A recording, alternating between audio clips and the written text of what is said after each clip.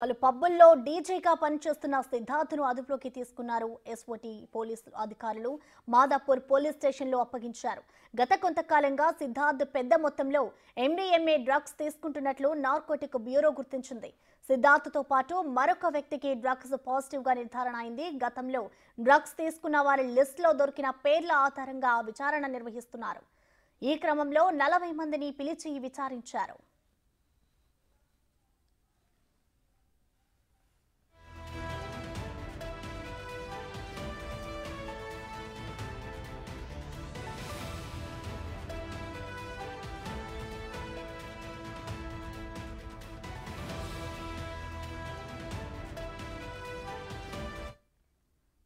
ఇక దీనిపై మరింత సమాచారాన్ని మా ప్రతినిధి రానా లైవ్ ద్వారా అందిస్తారు. రానా, ఓవర్ టు యు.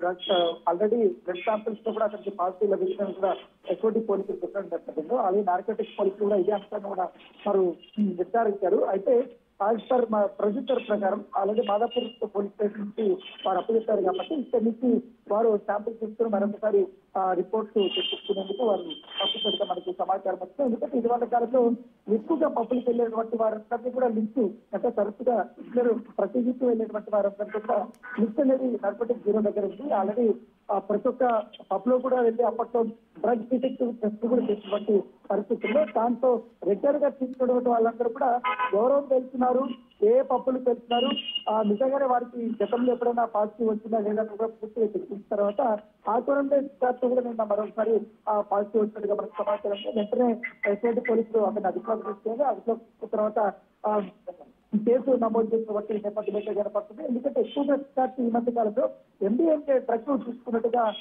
సమాచారం ఉంది. అతనికి ఎండీఎంఏ ఎక్కడి నుంచి కూడా తెలుస్తుందన్న దాని ప్రకారంలో కూడా పోలీసులు విచారణ చేస్తున్నటువంటి నేపథ్యంలో కూడా పోలీసులు విచారణ చేస్తున్నటువంటి నేపథ్యం అయితే కనపడుతుంది. ఎందుకంటే డీజేకే చేస్తుంటాడు కాబట్టి తరచుగా పార్టీలకు వెళ్తుంటాడు కాబట్టి అక్కడ సిద్ధార్థతో పాటు ఇతరులు ఎవరన్నా తీసుకుంటున్నారా లేదన్న కోణంలో కూడా పోలీసులు క్వశ్చన్ చేస్తున్నటువంటి నేపథ్యం కాబట్టి దాదాపు 40 మంది మీద అనుమానం ఉంది. 40 మంది పైన కూడా ఇప్పటికే వారి యొక్క శాంపిల్స్ అన్ని కూడా తీసుకున్నారు. శాంపిల్స్ తీసుకొని ల్యాబ్కి పంపించారు. ల్యాబ్స్ రిపోర్ట్ వచ్చిన తర్వాత వారిలో ఎంతమందికి ఇంకా పాజిటివ్ ఉందనే దానిపై కూడా మనకు రేపటి లోపల కూడా తెలిసే అవకాశం ఉన్నట్టుగా మనకు సమాచారం అందుతుంది.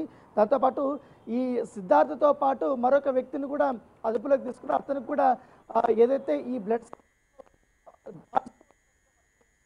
దానిపైన కూడా ఇప్పుడు అతనిపైన కేసు నమోదు చేశారు. సో ఇద్దరికి పాజిటివ్ వచ్చినప్పటికీ కూడా ఇక్కడికి పోలీసులు మాదాపూర్ వాళ్ళకి చెప్పారు కాబట్టి వారు కూడా ఈ టెస్టుల కోసం అనేది పంపించారు. ఆ రిపోర్ట్స్ అయితే సిద్ధార్థ కాలేజ్ కానీ తర్వాత ఈ మధ్య 2 నెలల నుంచి అతను ఏ పప్పులకు వెళ్ళాడు, ఏ కార్యక్రమాలకు వెళ్ళాడని తర్వాత కూడా వారు వివరాలు సేకరిస్తున్నారు. దాని ఆధారంగా కూడా అప్పట్లో అతనికి అనుబంధంగా పనిచేస్తున్నటువంటి వారు అతనికి తోచుకున్నటువంటి వారు అందరికీ కూడా విచారణ కూడా పోలీసులు భావిస్తున్నారు. Thank you Rana.